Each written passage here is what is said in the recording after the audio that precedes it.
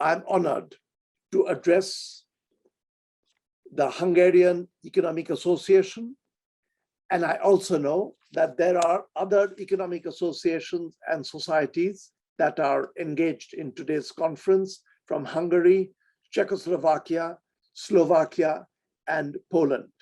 I would also like to thank Gyula Plesinger for the invitation on behalf of the Hungarian Economic Association for me to speak. It's an honor to be with you. Let me jump straight away into the state of the world and where we are, the challenges that we face. I want to focus more or less on the new forms of globalization that we have been confronting, especially since the arrival of COVID-19 amidst us. But the world has been in crisis for quite some time, certainly from the year 2008.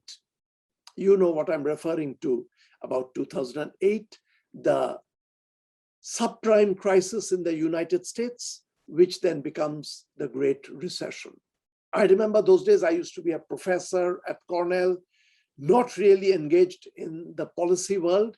The news of the subprime crisis was coming as something from the outer world, something that was not affecting me. But within a year, I joined as advisor to the Indian government, and the waves of the Great Recession were arriving in India. And I realized that this is a real world problem, not just an esoteric problem in the world of finance. Few years pass, we are beginning to manage the Great Recession when the sovereign debt crisis of Europe, of the European Union nations, begins to wreak havoc. In Europe, countries were slowing down, battling. There was the problem with Greece, there were problems with Ireland, there were problems with Portugal, but the waves of that were reaching far ashore. And that time I was advising the Indian government, and a lot of it was arriving in India, the problem. Growth slowing down, we were battling with that. Inflation, as industrialized countries were injecting liquidity into their economies to get growth back up. We live in a globalized world. That liquidity was sloshing about all over the world. India was feeling the liquidity. And in G20 meetings, I remember talking with my counterparts in Vietnam, in China. They were all feeling the pressures of global inflation coming to their doorstep. Gradually, Europe is beginning to handle this, and I will come back to the European problem in a moment, is beginning to handle this.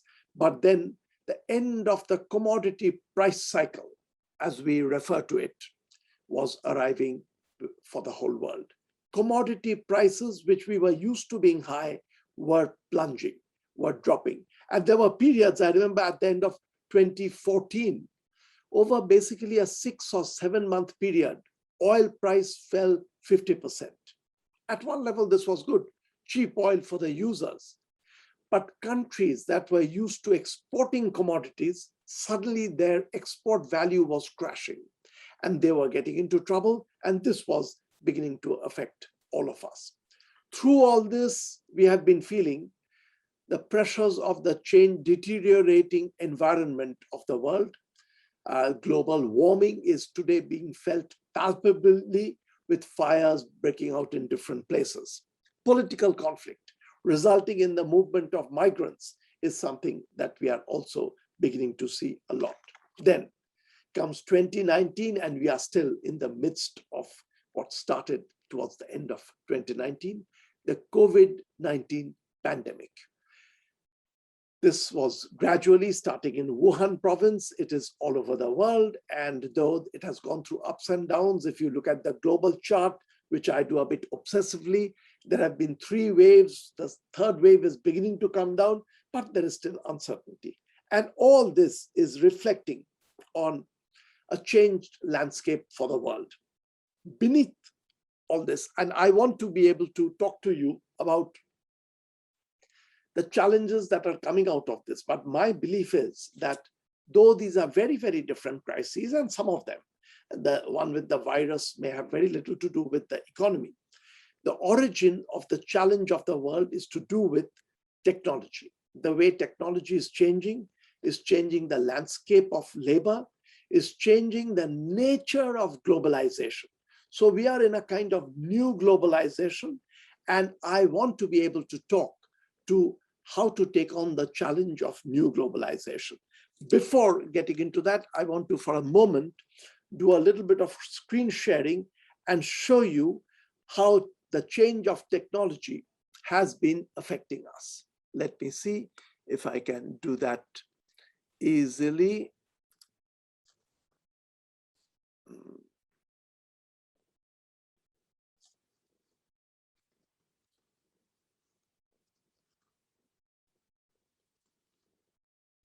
Okay, give me one more moment. If this fails, I will have to see what I will do about this. Okay, can you see this, my screen?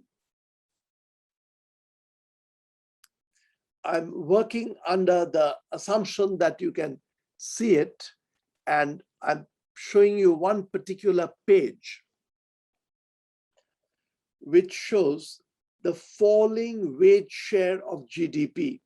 So if you take the GDP of a nation and the share of the GDP that goes to workers, a dramatic development in the world is from, I've just got the data from 1975 to 2016. Over this period of, say, 4 decades, you see that it's a dramatic drop in the share going to workers. And these are for advanced economies, rich economies. The top graph is Japan. In Japan, it is falling and dramatic fall, but it's falling everywhere. And if I use middle-income countries, upper middle-income countries, you would see a similar pattern. What is happening? Technology is beginning to displace labor. And that is creating a lot of our political tensions, political troubles, and you're getting a spillover of other kinds of effects coming from this. Let me minimize this. And actually, I want to stop screen share for a moment, if I can do that successfully again and get back to it, and I will come back to the screen share when I need it. Now, the technological change that was taking place is different from the Industrial Revolution, because labor-saving technology is always a part of innovation. But in this case, there's a new technology which is changing the labor landscape. Labor-saving technology, which started from the time of the Stone Age, picked up pace during the Industrial Revolution, is continuing. Labor gets displaced by capital, machines, and sophisticated technology. But now, in the age of digital innovation, we've got another problem. Workers all over the world are getting linked. So I call this labor linking technology, technology that links labor, which means you can use workers sitting in a distant country, in Manila or in Cape Town or in Bangalore, without having to go there, without having to move the workers here. They can sit there and do a lot of your work and be digitally connected to you. And this is causing a new form of tension, which is not just between labor and capital, but between labor and labor in another country, giving rise to a lot of global tension that we are seeing. Now, all this got heightened during the period of the COVID-19, and I want to address some of the special challenges coming out from the COVID-19. The economic challenges are not caused by the COVID-19, but the COVID-19 is a reminder of the challenge that was coming anyway. Let me explain. People are saying that given this last 1.5 years experience, we will probably begin to see, first of all, deglobalization. There has been talk of this from President Macron, talking about this in France, to academics and intellectuals talking that all this is teaching us. It's causing a setback in globalization, and there is going to be deglobalization after this, because we have learned the tensions, the difficulties that arise from globalization.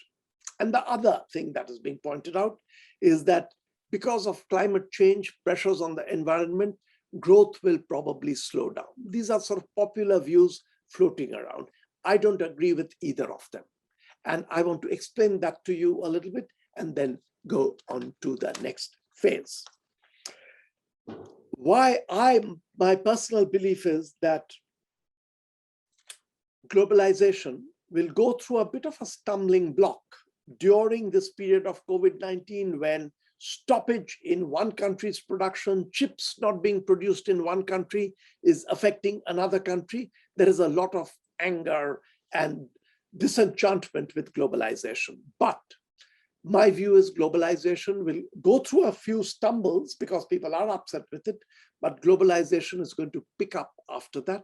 And the reason for this is several. First of all, this last 1.5 years, the digital technology that was already there, but underutilized, we've all suddenly learned to use it. Kenneth Arrow, to an economics audience, I don't have to tell you who he is, one of the great gurus of our discipline, very early had written a paper on learning by doing and its importance, that if you're forced to do something, you learn quickly. This last 1.5 years, we have learned the use of digital technology in a bigger way than we've done it for decades before that. We now sit in our home because of the lockdown very often, and we can order everything through a digital platform, through Amazon or through Alibaba. We can order a quick ride without going into the street by calling an Uber to my home. So the digital platform is giving us the power to buy and sell by using digital technology. So a lot of the traditional forms of shopping and marketing is going to go down because we've learned this technology. For meetings earlier, for a 2-hour meeting earlier, it was routine. When I was at the World Bank, we would fly down to another country. People would fly from different countries. We would sit there, 2-hour meeting, 4-hour meetings, and then you go back to where you are. Increasingly, we've learned that, well, there are some meetings where you just have to go, but there are lots of meetings you can do by using Zoom or WebEx. You can do classroom lectures. And I'm sure this is going to increase, that in the future, we will be giving lectures not just to my classroom in Ithaca or in New York City as I do, but to a classroom sitting in a faraway country, in Budapest or in Prague. People sitting over there in a classroom, and I'm lecturing out of this. This had started 20 years ago, but this is going to pick up pace because we have had a period of learning by doing. Number 2, people say that because of this tension between workers in rich countries and workers in poor countries, because workers in poor countries you can outsource work, you will see countries raising walls and cutting down on the use of this international resource, namely cheap labor. Outsourcing will go down, is a lot of people who believe that globalization, there will be deglobalization, believe. I don't think that is going to happen. And for a very simple reason, that should appeal to you as economists, and you should understand it very quickly as an economist. The cheap labor available in faraway countries gives you an advantage in production. If today one country, say United States where I'm sitting, decide that we are going to build a wall around the country and not have any more outsourcing, you have to use all the local labor to do it. What will happen? The final product that comes out of United States, whether it be a good or a service, will be more expensive than the final product coming out of another country that is making use of this cheap labor available in the world. So if China or Germany go out to a faraway place and use that cheaper labor, then for the same final product that is being produced in the United States and being produced in China or in Hungary or in Germany, for a global competition, China, Hungary, Germany will outcompete United States. 2 things will happen after that. Either United States will realize that we can't do this. They will bring down the wall and globalize, use the global resource, or the country that continues to insist I will build up a wall will get marginalized and become a less important economy, and the other countries will begin to flourish. But the end result is going to be globalization is going to take a bigger step, because you have to understand, globalization is a bit like gravity. It's something that you as an individual can do very little about. It is the inventions of thousands and millions of individuals that is changing technology and that is causing globalization, but we as individuals are powerless. It is a new technology available to us, and we will use it. If we don't use it, we will get marginalized. So the march of globalization is probably going to continue. Now, on growth, I believe growth is going to pick up, and let me just explain to you why I think growth is going to pick up. For this, you can use a little bit of historical data. A similar period of dramatic change in technology had occurred over a 100-year period, roughly from 1850, middle of the 19th century, to the middle of the 20th century. Sorry, I'm saying that wrong. From the middle of the 18th century to the middle of the 19th century, 1750 to roughly 1850. And you know what I'm referring to. I'm referring to the Industrial Revolution.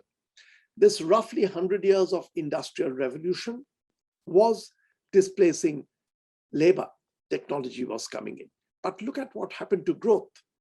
From Angus Madison's studies, the most authoritative studies, we know that before the Industrial Revolution, global growth used to be roughly 0.32% per annum, or say 0.3% per annum. Let me round it up. The Industrial Revolution changed this completely. In recent times, and over the last 50, 60 years, it was going up. The global growth is roughly 3% per annum. So from 0.3% per annum for a long period before the Industrial Revolution, new technology has led us to 3% per annum. If we do a similar leap from here to after the digital revolution has fully set in, instead of growing 3% per annum, we will be growing 30% per annum. So it is possible. It is so weird a world that we don't even think about it, or we shudder to think about it, so we close our minds, but it's possible. And one reason why I feel technology is going to revolutionize even more and growth is going to go even more rapidly is that as routine labor gets taken over by machines or by very cheap labor in developing countries, in poor countries, they begin to do that. In all advanced economies, United States, Europe, East Asia, bits of Latin America, in all advanced economies, the drudge labor is being taken over by machines and labor elsewhere. What will your labor do? A lot of the labor is going to turn to creative work. Research is going to be much more widespread because that can't be done by machines. That has to be done by higher educated population. So I feel in advanced economies, increasingly you will see labor moving into creative work. And like all creative work, a lot of your work will lead to nothing, but then suddenly there will be an invention and that will give a step up to growth. That's the way creative work takes place. A lot of it leads to nothing, but you have to do a lot of that nothing to get those occasional hits that is going to give a boost to growth rate. And my expectation is growth rate is going to go much higher after when all this settles down. So how do we cope with this new world that is coming about? And there will be challenges. First of all, there will be challenges of one particular form which could destroy the world. So all this future scenario that I'm talking about is with one assumption, that the world continues to exist. In the past, we've had species that have vanished from the earth. The dinosaur had lived very happily and then vanished. Human beings, we may face an existential risk because of the changing technology. And yes, it sounds brutal, but it is possible that we will perish, as this species will vanish. But I have hope that unlike the dinosaur, we are able to take stock of our own behavior. So maybe despite the challenges, despite the difficulties, we will be able to negotiate the terms and come out of it successful. And that is my hope that that will happen. And here are the kinds of challenges we will face and the kinds of changes that I hope that we will be able to battle with. First of all, while growth is going to be much higher, if growth is of the kind of growth that has taken place up to now, then that's not viable. We will do so much damage to the environment that the world will collapse and we will face the dinosaur risk. But one mistake that a lot of lay people who are not professional economists make, but we should not make, is growth does not mean GDP is a higher GDP does not mean just more cars, more houses, more yachts, more luxury aircrafts, luxury hotels, a greater GDP. GDP is nothing but things that we value and consume. So if we are consuming better health, and there the scope is huge, our life expectancy can improve, our health can be dramatically better, for which we value. Our GDP has gone up, not because we have more cars, more homes, but we have vastly better health. We are buying better health. If we buy better music, better art, we are taking in all that. All those are components of GDP.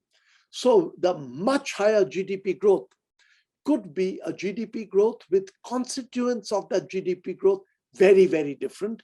And we have to put our minds to that kind of a GDP growth.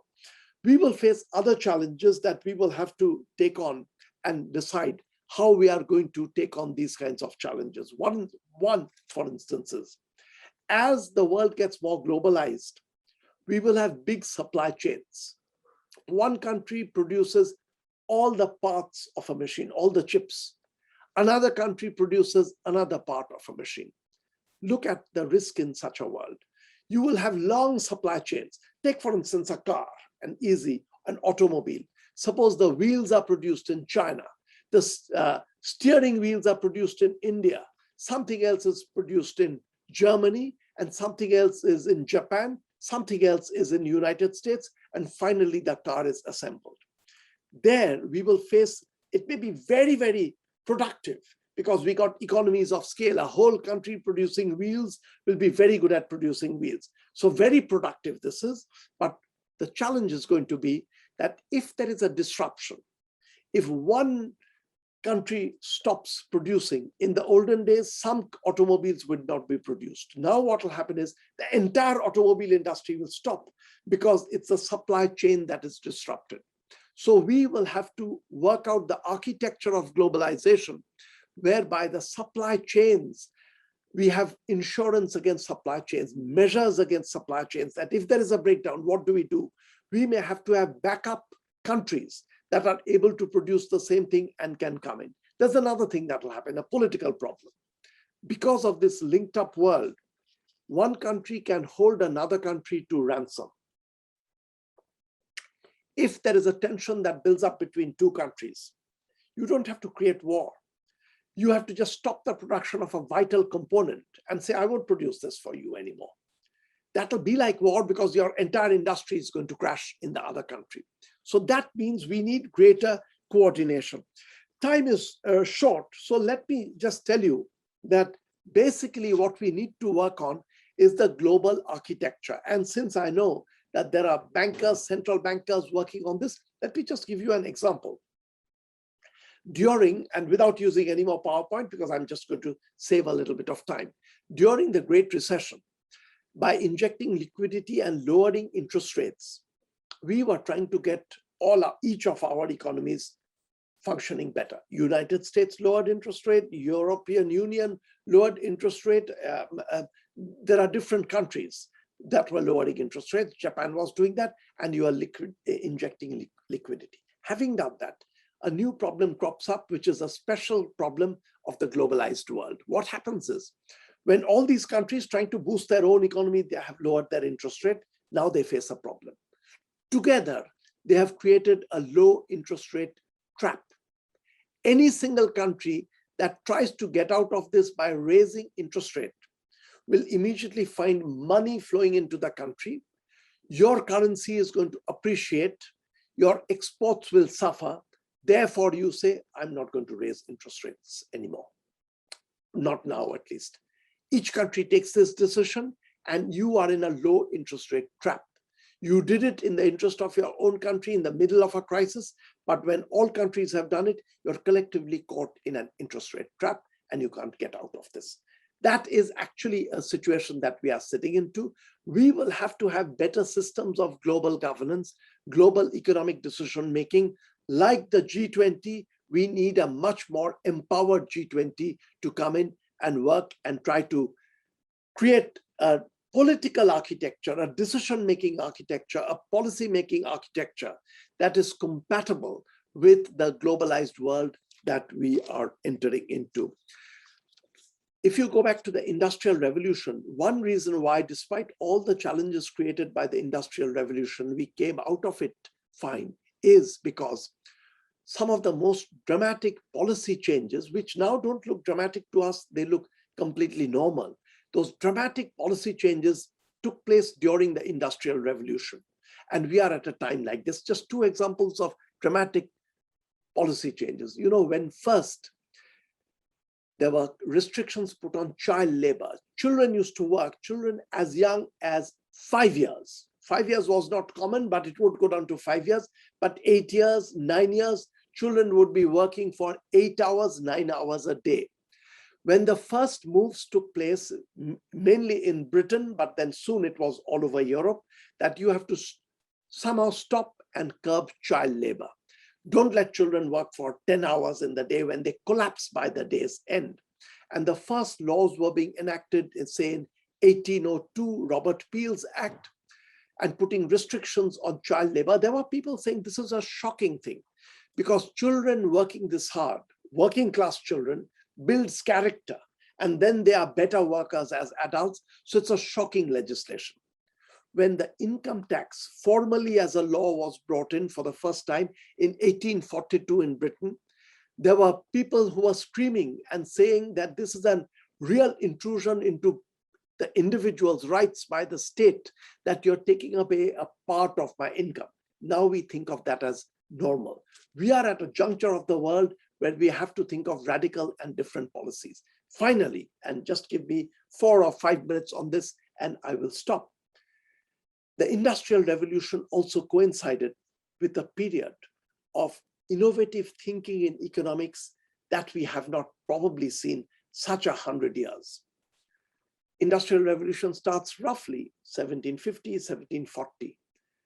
Breakthroughs in economics are beginning to take place, but in 1776 comes the dramatic breakthrough of Adam Smith and the Wealth of Nations. A little later, other breakthroughs are taking place. 1838, one must not miss out. There is the Augustin Cournot. The Cournot analysis of markets has taken place. Big breakthrough in 1776. Then there are other breakthroughs taking place.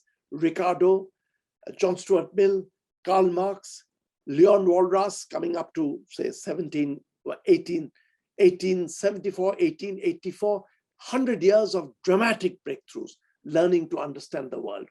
We are at a time where we also need, the way we need radical new policies, we need to go back to the drafting board and do our analysis, deep theoretical analysis. I think this is a time for going back to our theoretical drafting board and trying to understand the world.